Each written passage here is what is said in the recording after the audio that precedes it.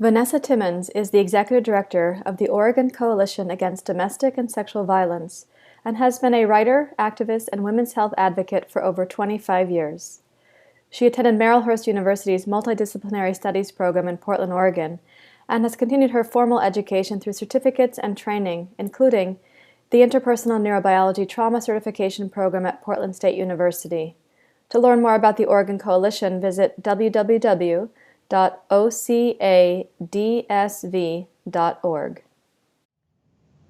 Okay, hi Vanessa, it's really wonderful to see you. Hi, Sarah Joy. It's such a great joy to see you, as usual. Thank you for being able to make the time, the conversation, and all the work you're doing in the world. Thank you. Before we get started in some questions that I'm going to dive into relevant to the Bhagavad Gita, I wonder if you could talk about what comprises your work in the world today, like where you've been drawn from, what's relevant about it for our listeners who might be social change agents or average yoga students. Wonderful. Right now, I'm currently holding the role as executive director at the Oregon Coalition Against Domestic and Sexual Violence, and that's a really long title. But what that means is that I work on behalf of survivors of sexual assault and domestic violence. And we work through their organizations, all of the rape crisis centers, family justice centers, domestic violence shelters, homeless programs in Oregon, and anywhere that domestic and sexual violence survivors intersect with support or systems. And we do quite a bit of public policy work as well, which is working with our state and federal legislators to make sure that the laws and supports are really there for survivors and their families. And that's a very short, kind of quick answer to what we do. But I would say at our core, we are anti-violence advocates, and we define violence as any assault on the body, spirit of a human, of an individual. And so we really primarily see ourselves as social justice advocates, and our field really began with the women's movement and began as a movement, a social change movement, to really challenge gender inequality in all of its forms. So that's a quick response about us. How have you seen the community and the needs change in terms of like the pace, the volume, the curiosity, the denial? What have you noticed? Boy, our field has changed. I've actually been in the field for over 30 years. So I have gotten to see the beginnings of my beginnings in the field in the 80s, the early 80s. We were very much at the forefront of pushing against our legal systems, our spiritual institutions, our education systems, and really challenging the idea of women as property. And so we did a lot of reproductive justice work. And I think at that time, this was very much a grassroots survivors helping survivors movement. And over the last 35 years, people have really understood that, women's rights are human rights. And so there's been this great kind of people jumping on board with us, even though we're still rooted in our feminist core. Feminism no longer just means women. Feminism is all people who are interested in gender equality. And so that's one of the wonderful things that's happened over 35 years. I think that this idea of this being a individual issue, a challenge between two individuals, that's really broadened as well. And people really see this as a community issue or as a issue of human beings across the globe. And as a core, one of the core components of this kind of violence, not being like anger or one person not knowing how to handle another person, but really looking at oppression and this idea of one person being valued over another person as the core issue of domestic and sexual violence. And that's a huge shift from the way we addressed it 30 years ago, when we were really thinking of it as between a man and a woman, and that this was about relationships. Maybe it had to do with mental health or alcoholism. We've definitely learned so much more about trauma, Hmm. social justice, inequality, oppression, and all of the intersectionalities of violence. So when it first transitioned from looking at it as more of an individual or relational issue to a more cultural or community issue, a social justice issue, did the movement, for lack of a different word, did it face resistance? You're talking about making a culture change, a language change, a perspective change. Did it face resistance? Oh, tremendous resistance. I think that the resistance came from, I think, this very human place of wanting simple, quick answers that blame and place responsibility on individuals. Like that's a very human instinct. And so the resistance came not just from the systems that we were engaged with, but also from ourselves Hmm. and our own communities in some ways as we started to broaden this lens. And I think that just from my own perspective, the first level of resistance is your own thinking Hmm. and really starting to understand that we are all interconnected, that we're all interrelated, and that our approaches have to come from kind of a still place first, and that internal kind of analysis first. And so I think of the resistance shows up in big ways. You know, people saying, you know, it's not really this issue, or it's all her fault. Why did she wear that? Why did Hmm. he, let's lock everyone up and, throw away the key, like these kind of quick, easy answers. So the resistance shows up in that way, absolutely. Hmm. But I think at the end of the day, it also shows up in just our own desire for an answer that others someone else, Hmm. and that doesn't give us the quietness to kind of think about, um, how do I open myself to this idea that violence is any place that I think of myself as other than Hmm. someone else. Hmm. And then it comes from that and moves through that to an act of violence that is tangible, that people can see and touch and then react to. Yeah, that's a very powerful way that you stated that. That violence is any act that kind of others the other, that Yeah. causes that separateness. And Hmm. the way that you're talking just reminded me to say in yoga, one of the first precepts is called ahimsa, which means nonviolence. And it's followed by the second precept, which is satya. It means honesty, or we could call that truthfulness or clarity or clear seeing. And from a place of ahimsa, we move to satya. And that is a yogic like stepping stone. You need one stepping stone to get to the next stepping stone. Mm. Exactly. And so that truthfulness is that place where I think the resistance shows up the most. It's that quietness inside of myself to understand truly what violence Mm-hmm. is in my own body. And then how do I resist that in the world as Mm-hmm. an advocate Yeah. who's trying to create social change? Mm-hmm. And I don't have like quick answers to that, but I really feel like that's the resistance I'm most interested in understanding right now. Well, it's very courageous to ask the question of your own quiet place for deep and Hmm. kind of radical honesty about where your own resistance lives. That takes Yes. a lot more fortitude in a human being than just looking to the outside for the perspective of blame or Right. shame. Right.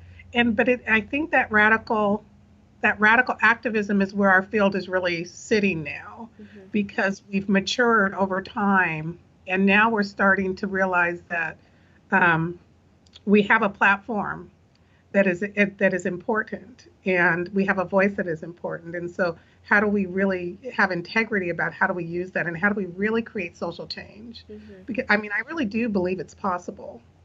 And so, because of that, it has to come from this deeper place. Yeah. It's not possible from a place of just policy. No, no, it's not. I think we're in passionate agreement about that. Yes, Yeah. as long as we've known each other, I would say, Yes. yeah, absolutely. Yeah. What's Absolutely. also interesting about what you're saying is you're placing clarity and inner stillness and contemplation before clear action. And in the Yeah. Bhagavad Gita, our friend Arjuna, who is the main character, who's in his deep despair, he's talking with his teacher, who kind of outlines for him stepping stones, like I was speaking of before, and he gives him 4 paths of yoga, 4 paths through which to experience God or liberation or wisdom or consciousness. And 2 of those side by side paths are the path of action and also the path of renunciation and introspection.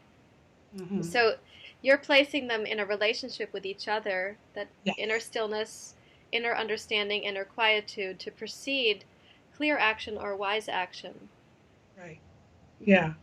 Oh, that's beautiful. I love that, and because I do see it, as intersectional. I see them as, especially in my role as the executive director, because I'm called on to speak to the legislature, to sit with a survivor, in that most terrifying moment, to work with the advocate who's exhausted and engaged and committed to the work.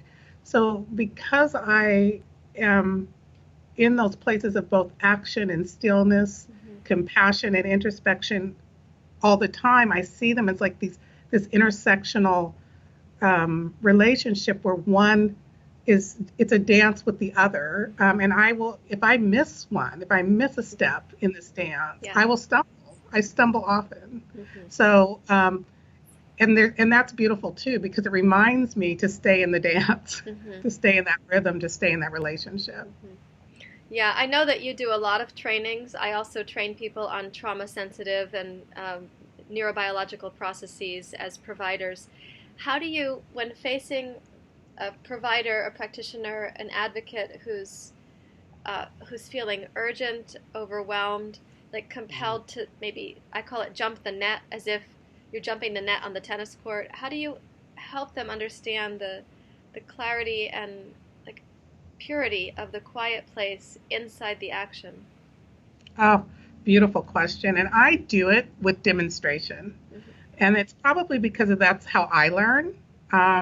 And so during my trainings, I literally have moments of stillness and meditation and contemplation and opportunities to move from that into creating possible actions. And what I hear from folks often is, wow, I thought of something I wouldn't have thought of regularly, or I understand myself more deeply because of those moments of stillness. So I've put into my trainings small bits of practice, that allow people to have just the experience of stillness. And if you can imagine what it's like to be a trauma activist or a trauma advocate, we do have to sit in very complex and physically exhausting places. And so we don't get those moments of stillness routinely. It really has to be a practice, something we're practicing on our own.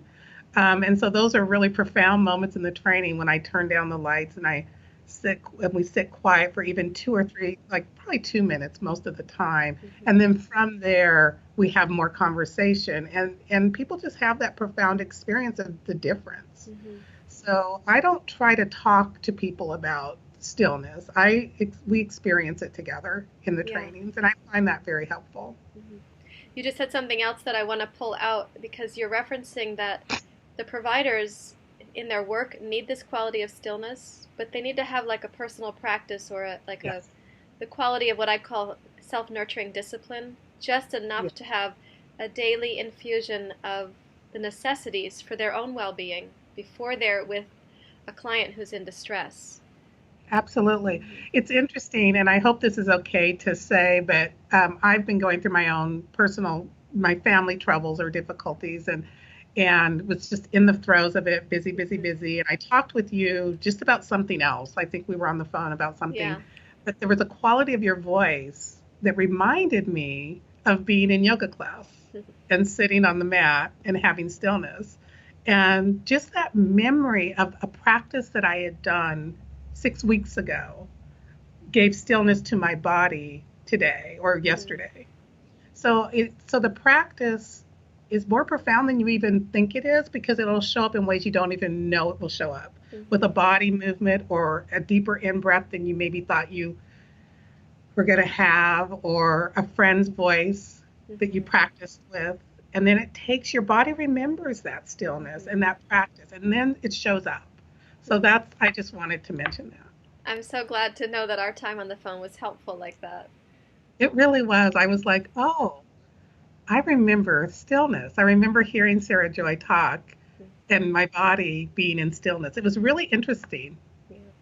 Well, you know Yeah. what you're also pointing to there is that we have body memories that are both, I'm not going to call it auspicious and inauspicious. I'm Yes. using kind of a yoga word there. Some of our body memories are nurturing and some of them are agitating. Some body Yeah. memories are sattvic, is a Oh, word yes. from Bhagavad Gita. Yes. Sattvic, like we feel lucid, clear, open. We sense the reciprocity, love, and belonging between us. And Yeah. some body memories for people that you're working with and people that I work with, their memories are rajasic, they're very agitating. And some Yes. body memories prefer not to be known, so they get pushed down into the tamasic undertow. This Yes. is a very important thing to really communicate more widely that body memory is real and it's tied into the brain and Yeah. then into our thoughts, our beliefs, our self perceptions, and our other perceptions. How do you talk about this with people who aren't in the trainings, who aren't already kind of interested or primed, like the average citizen or yoga student? Right. Well, one of the tools that we have is to just really talk about what, I have three questions that I work with folk advocates on. And the first one is, you know, how do you know when you are challenged? Mm-hmm. Just how do you know when you are struggling? And that is the first question. And we just brainstorm it. It's not individual. Everyone calls out the things, but we start to generate this list Mm-hmm. of how we know. And then it's like, okay, how do you know when you are showing up with your most creative, best self? Like, how do you know when you're in that? And we brainstorm that. And then the third question is interesting. What environments are present when you can show up as your full self? What Mm-hmm. is the environment? What are the qualities of the other people? What's the quality of the space? What's happened before you got there? What happened while you were there? Like, what are the qualities of the environment? And those three questions, really, we get to see pretty clearly that on all three lists, Mm-hmm. there's things we did, there's things we heard, there's things we brought to the room. On all three lists, we're seeing that layered intersectional relationship with how we showed up and how we were prepared to show up and what we showed up into. Mm-hmm. Mm-hmm. So that's It sounds one like way you that I get at that. are you also asking people to kind of gather their senses, their sensory input Yeah, from those experiences? Yeah. yeah. Mm-hmm. Yeah, what did you hear? Thank you for that reminder. What did you hear? What did you taste? What did you feel? And for us as advocates, because we can go from one hospital room to a training room to a child welfare office to a Mm-hmm. family's home, all in 10, you know 20, 30, 50 minutes, Mm-hmm. some crazy amount of time.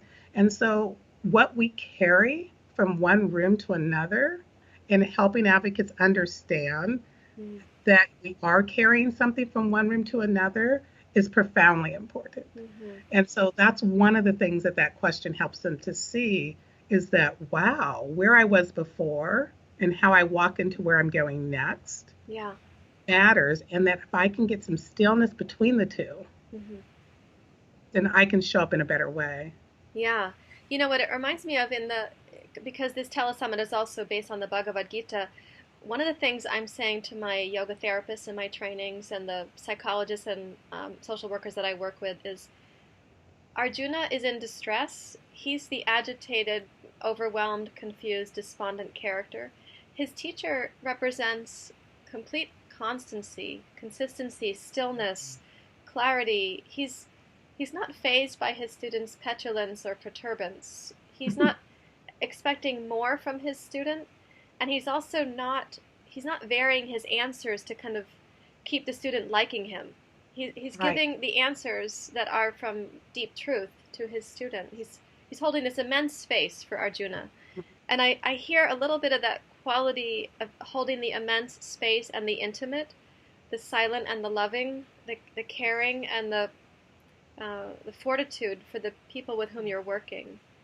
Absolutely. Mm-hmm. And also for yourself, and the permission to kind of hold space for the part of you that's heart is breaking, Yeah. the part of you that's afraid to go into that next room, that part of you that heard something shattering or triggering. Mm-hmm. Uh, and it's also, so it's about that too. Yeah, exactly. And it's also about just how do we take a breath?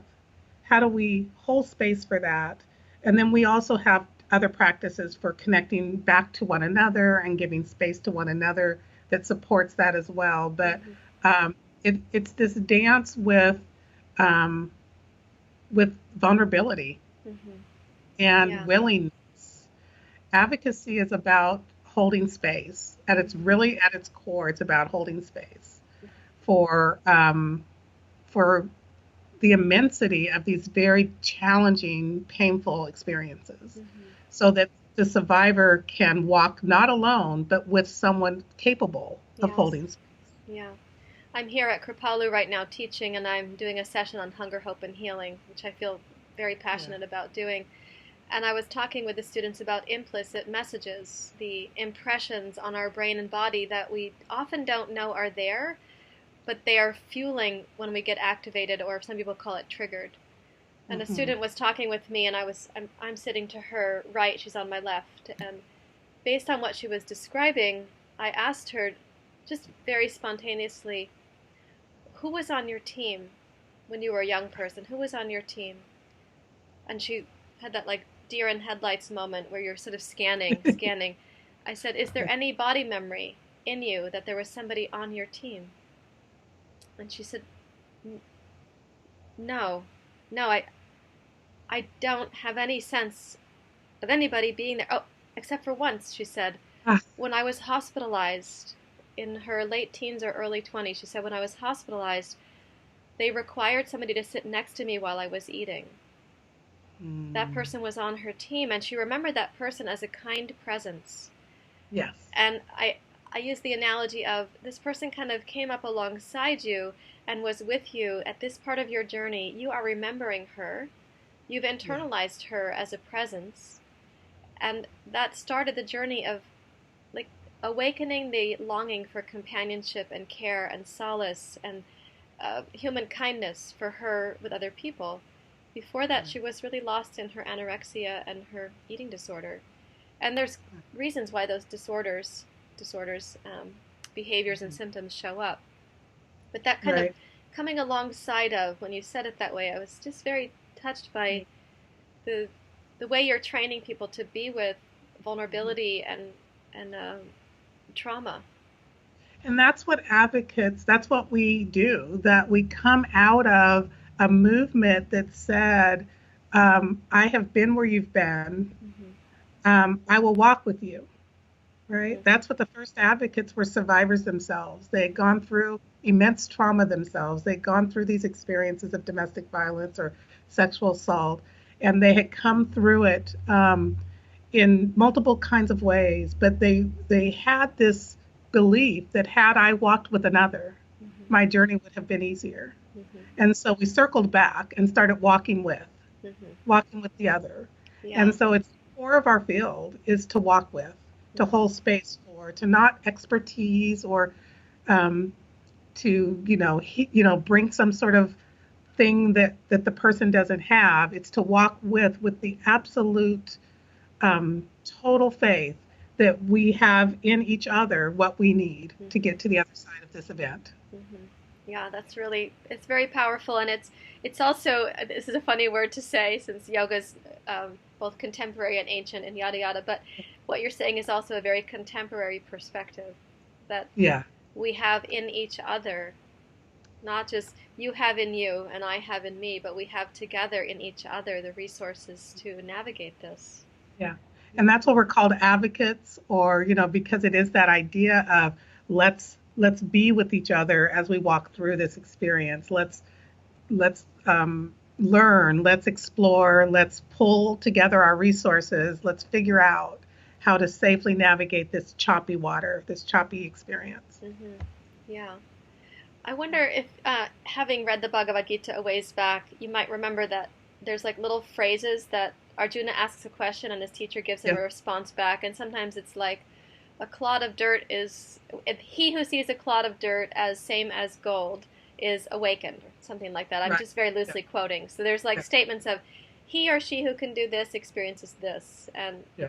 I was playing around with Jay when we were reading the Gita, and we said, he who exhausts himself provides misery for others, right?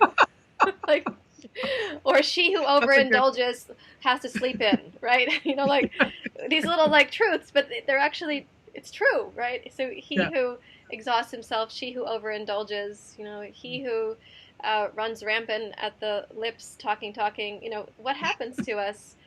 These are Yeah. little truths here, and it Yeah. might also be fair to say, we who come together rise. That there's a Absolutely. truth in that also, that our brains actually come together and experience an increased capacity by our reciprocity. Absolutely. And I've had the experience of that, being a survivor myself, working with other survivors, working with other advocates. I can say with a lot of confidence that when people come together in vulnerability and openness, that there is this rising, there's this Mm-hmm. strengthening and this capacity to change the world. That's Mm-hmm. the social justice. That's that Yeah, social justice framework. yeah. Yeah. Well, I want to ask you a kind of a little bit of a compelling, or maybe I don't know what the word is right now, like a sexy question. It's not about sex, unfortunately, um, but in the perception that the initial reader might have of the Bhagavad Gita, the, they are, in the West here anyway, often affronted that the book is about a war, that it's about a battle, and there's a perception that it's infused with violence, and then yoga teaches ahimsa, so how can these things be compatible? Mm. When I talk with my students about the Gita, I see it as Arjuna is coming into a despondent experience in his life, for which the history is in the preface of the book. It makes sense where he is. So he's in this crystalline opportunity where there's friction, mayhem, and despair. And the Mhm. battle he has to face across the battlefield is his 100 cousins, which represent Mhm. the 100 ways that the human mind gets distorted and goes out of balance. So his battle, when I use the word battle, I mean it like the internal psychological battle, that these forces exist in us that push us Yes. out of balance, and these forces exist that compel us to come back to center and to harmony. And his Right. battle is actually the dance between those things. But we're Right. using the word battle in the Gita, and Mhm. since you're an advocate for nonviolence and the eradication of oppression and power, how might we talk about the concept of that psychological battle in a way that's now more culturally competent with the work that you're doing? That's such a great question. And I don't think, I come up to two things come to mind. And one is that when we're in our suffering and our struggle and we're battling and we're warring inside, it is helpful to know that others have warred before Mm-hmm. and that war is natural and that battle is part of it. Because when I disclaim something that I'm experiencing, um, I'm isolated and I'm alone. Yeah. So I think that there is a part of me that really learns from like the Bible or the Bhagavad Gita or those stories that tell how humans have struggled and fought and warred and done really painful and oppressive things, um, as a way of showing me that those parts of me are there Mm-hmm. and that they're not isolated and alone and separate from. Mm-hmm. So I'm not someone who always has to have um, positive language. Mm. I can understand the humanness of battle and war and oppression, and because I've been through those things, they don't have to be far from me. But I do feel like we need to have a new way of languaging so that we can begin to create something really, really radical and really new. Mm-hmm. And so when I'm thinking of in that way, I, one of the ways I talk about that would just to talk about it in really true forms of like the Mm-hmm. struggle I have with othering others, or Mm-hmm. the struggle I have with blame or Mm-hmm. with guilt, with shame. And I don't want to ever say that I can't struggle with that, because it's going to show up every day. So Mm-hmm. I try to get as real as I can with my language. Mm-hmm. And for me, war is a struggle. Um, and something is only a battle when I resist it. Mm-hmm. Yeah. So I try to be open and vulnerable to it. Like, to me, I won't battle the minute I show up and say, this too is true. Mm-hmm. Yeah. This Yes. too is true. Mm-hmm. Yeah. Yeah. This I too don't know is if that human. Yeah, answers. that's great. This Yeah. this too is true. This too is human. This too needs our love and understanding. Yeah. Mm-hmm. Yeah, this Yeah. too is me. I used to, when I was teaching advocates, we had this exercise. This was many years ago, of the mirror, and we were doing, I think it was anti-racism trainings we were talking about, and instead of talking about all the ways other people um, did racist things or oppressive things, we would say, and this too is true. And we would Uh-huh. hold up the mirror, because it was like, I too Yeah. have had those thoughts, or I too. And that was a really helpful way of us just kind of dealing with, how do we help people overcome oppression and racist thoughts? We overcome them within ourselves. Yes. Yeah, And the yes. mirror is a helpful way of loving oneself in that Mm-hmm. exercise.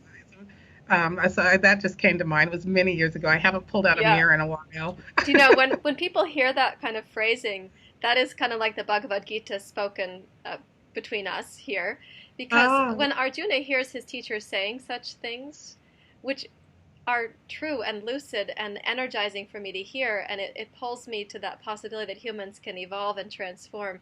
When Arjuna hears that from his teacher, he's like, wait a minute, you just said this, now you're saying that. You're really confusing me. On the one hand, I'm supposed to get quiet, I'm supposed to take action. Oh, but I'm supposed to hold this mirror up. And actually, it is that, I like to call it, it's that circumferential. There's that yes. many resources available for us to awaken. People sometimes say, it's that complex, there's so much to do. And I say, no, no, it's that circumferential, that we have this like circle of resources in each other and in ourselves to draw from. Yeah. Mm-hmm. And I when I get that question a lot from advocates, because you can imagine I'm always saying one thing and then another thing. And when I tell them, like, we talk about it in terms of the toolbox and the Yeah. toolkit, you know, and the idea, and I say, just trust that the resource you need will rise at the right moment. Mm-hmm. Like, at some points you'll need introspection, at other points you'll need quiet, at other points you'll need right action, Yeah. Yes. and and other times you're going to need to pull out your mirror. Yes. Yeah. Yeah. You need the, or the other person shows up as your mirror, which is always Yeah, fun. which is always great fun. Yeah. Yes. Well, I want to honor our time commitment and just ask if there's any one last thing you wanted to say to our listeners. And of course, I'm looking forward to the Brighton Bush Hot Springs time and our live ability to be together. But anything more that you want to say to somebody who's maybe listening with an ear towards this conversation for the first time? Yeah, I do. I think the last thing that I want to talk about is just that right now, as advocates of social change, there is this weariness across the field, particularly in the work that I'm doing around anti-violence work toward women. Mm-hmm. And so what I would say is that um, we can be less weary when we come together. Mm-hmm. And so I just look forward to coming together in so many different ways in the next 4 years with so many different kinds of advocates and social justice folk. Mm-hmm. And so I'll just see you on the weary road. That's so lovely. Thank you for the invitation for all of us to join you too. Yeah. Thank you, Thanks, Sarah Vanessa. Joanna. Love you too. See you soon. Bye.